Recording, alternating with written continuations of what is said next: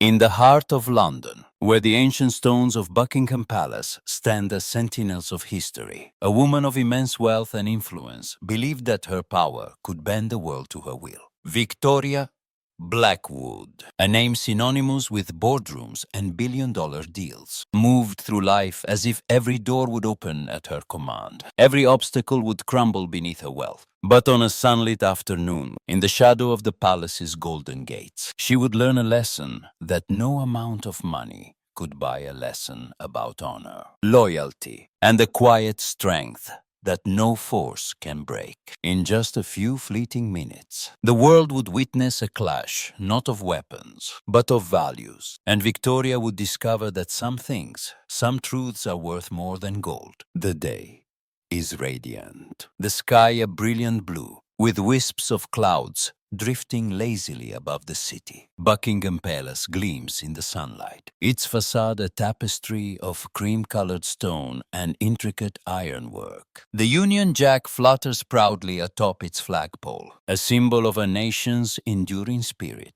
Tourists crowd the forecourt, their cameras flashing, their voices a lively hum of excitement as they await the changing of the guard. Children clutch miniature flags, vendors hawk postcards, and the air carries the faint scent of blooming roses from the palace gardens. It is a scene of order and tradition, a ritual that has unfolded for centuries, each movement as precise as a clock's tick. At the center of it all stands a royal guard, his scarlet tunic vivid against the gray cobblestones, his towering bearskin hat casting a shadow across his youthful face. He is Private Thomas Caldwell, a soldier whose discipline is his armor, whose loyalty is his shield. Victoria Blackwood cuts through the crowd like a blade, her presence commanding attention. At Killishi, she is a titan of industry, the CEO of a global tech empire, her name etched on skyscrapers and stock exchanges. Her tailored Armani suit, a sleek shade of gunmetal gray, hugs her frame,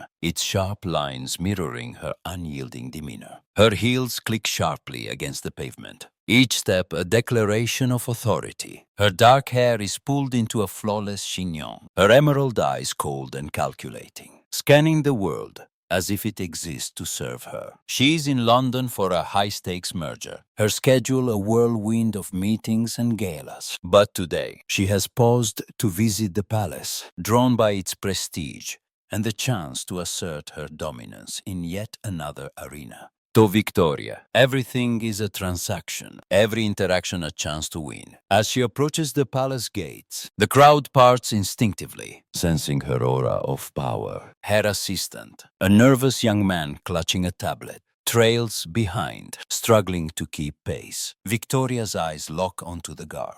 Private Caldwell, standing motionless at his post. His face is impassive, his gaze fixed on the horizon, his rifle held at precisely the correct angle. To the tourist, he is a living statue, a symbol of the crown's unyielding tradition. To Victoria, he is a challenge, a man who dares to ignore her presence. She expects deference, a nod, a flicker of acknowledgement, something to affirm her status. But Caldwell's eyes do not waver. His posture does not shift, and the slight to Victoria is unbearable. Her pride, a fire that has fueled her rise, ignites. She steps closer, her voice sharp and commanding, cutting through the crowd's chatter. "Do you know who I am?" she demands, her words dripping with disdain. The tourists turn, their murmurs fading, phones raised to capture the unfolding drama. Caldwell remains silent, his training a fortress against provocation. Victoria's face tightens, her emerald eyes narrowing. She tries again, her tone escalating, accusing him of disrespect, of failing his duty. "You're just a prop in a costume,"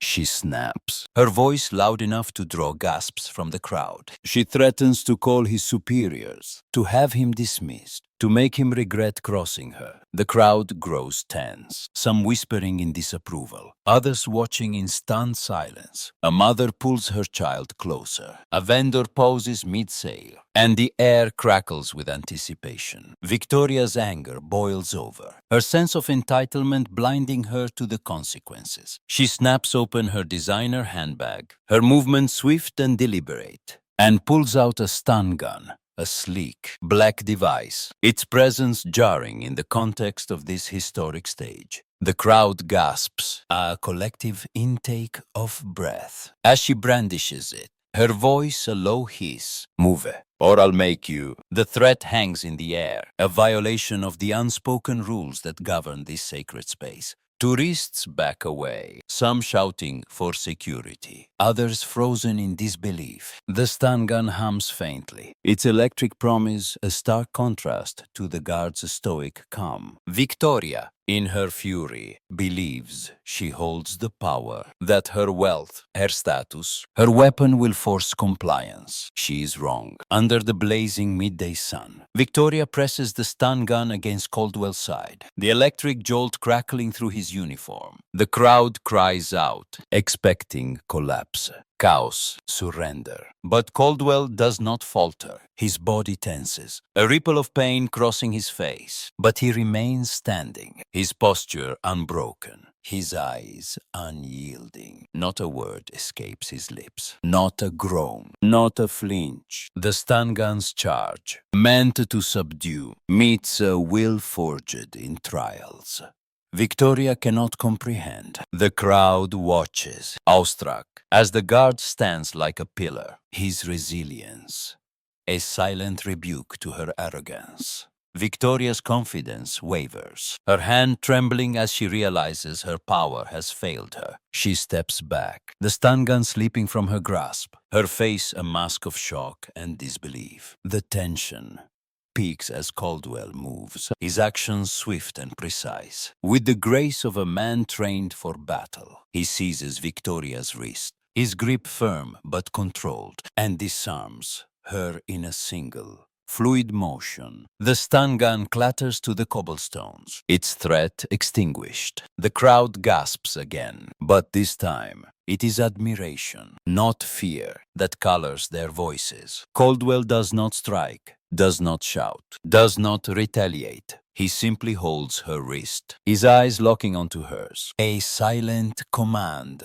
to stand down. His face, though marked by a faint sheen of sweat, remains composed, his dignity intact. He is not only a guard, but a soldier, a man who has faced death and emerged stronger, whose honor is not a costume but a core. The crowd, now a sea of faces, watches in reverent silence. A young woman, her camera forgotten, wipes a tear from her cheek. An elderly man, his own military medals pinned to his jacket, nods in approval. Two police officers push through, their radios crackling, but Caldwell's presence commands the moment, his authority unquestioned. Victoria, her wrist still held, feels the weight of her mistake, the realization dawning that she has crossed a line no wealth can erase. The palace, with its centuries of tradition, stands as a witness, its gates unmoved by her status, its honor upheld by a single man. A voice breaks the silence, rough but resonant, cutting through the tension like a beacon. It belongs to an elderly veteran in the crowd, his face lined with the scars of time, his beret tilted proudly. That man, he says, pointing to Caldwell, fought in Afghanistan. He stared down death in Kandahar, carried his squad through hell, and you think a stun gun will break him? The crowd murmurs, heads turning, as the veteran's words ripple outward. He steps forward, his cane tapping the ground, his eyes fierce with conviction. He's not just a guard, he's a warrior. You don't know what you've challenged. The revelation lands like a thunderbolt, stripping away Victoria's illusions. Caldwell, she learns, is no ordinary soldier. At 28, he has served in the British Army's elite parachute regiment, surviving ambushes in Afghanistan's Helmand province, leading missions under fire, and earning a military cross for bravery. His ceremonial role at the palace is a privilege, a nod to his service. But beneath the scarlet tunic beats the heart of a man who has faced far worse than her threats. The crowd, now understanding the depth of his resolve, erupts in quiet applause, their respect palpable. A young boy, clutching his father's hand, stares at Caldwell with wide-eyed awe. A woman in a hijab whispers a prayer, her hands clasped. The veteran, his point made, steps back, his gaze never leaving Victoria. The police move in, their movements calm but firm. Victoria, her wrist released, stands motionless as they place handcuffs on her. The cold metal, a stark contrast to her designer suit. Her face, once a mask of arrogance, is now pale, her eyes downcast, the weight of her actions settling like a stone. The crowd watches, not with malice, but with a quiet acknowledgement of justice. The officers lead her away, her heels no longer clicking with authority, her power diminished in the face of something greater. Caldwell resumes his post, his bearskin hat adjusted, his rifle steady, as if the encounter was but a ripple in his day. The palace forecourt returns to its rhythm, the tourists resuming their photos, the ceremony continuing. But the moment has left its mark, a story already weaving itself into legend. As Victoria is driven away in a police van, the reality of her defeat sinks in. She has built an empire on the belief that money and status can conquer all. That power is a currency that buys loyalty, respect, even fear. But today, in the shadow of Buckingham Palace, she has learned a painful truth. True strength lies not in arrogance or force, but in the quiet resilience that stands firm against the storm. Private Caldwell, with his unwavering dignity, has shown her and the world that honor and loyalty are not commodities, but virtues forged in the crucible of sacrifice and tempered by time. They cannot be bought, cannot be broken, cannot be diminished by wealth or title. The crowd disperses, carrying the story with them. A tourist uploads a video, the clip racing across social media, with captions of awe and admiration. News outlets pick up the tale, framing it as a lesson in humility, a reminder of the values that endure. In bars and living rooms, people recount the incident, embellishing it with each telling. But the core remains, a woman of power, humbled by a soldier's resolve. Victoria, facing charges of assault and public disturbance, retreats from the public eye, her merger talks faltering, her reputation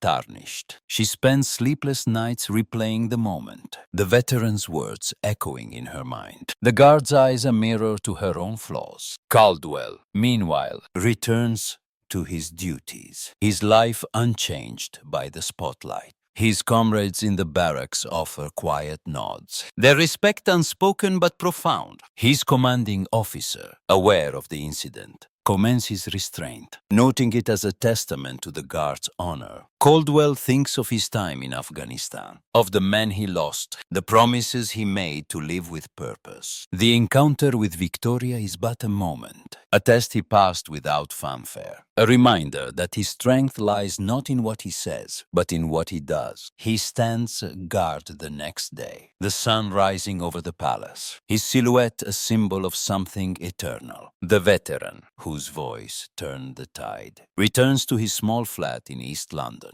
his medals displayed on a modest shelf. He tells the story to his grandson, his voice steady, his pride in Caldwell a reflection of his own service. The boy listens, eyes wide, vowing to remember the guard, the woman, the lesson. The palace, with its golden gates and ancient stones, stands as it always has, a witness to countless dramas, its honor upheld by those who serve it. The story of Victoria and Caldwell becomes a modern parable, a tale of hubris and humility, of flash versus fortitude, of the power of a single moment to reveal the truth. In the grand tapestry of human experience, this moment at Buckingham Palace is a thread, but a vital one. It reminds us that strength is not measured by wealth or status, but by the quiet resolve that holds fast in the face of challenge. It teaches us that honor and loyalty are not for sale, that they are forged in the heart, tempered by sacrifice, and carried with pride. Victoria Blackwood, in her defeat, learned what many spend lifetimes discovering, that the truest power lies in the ability to stand,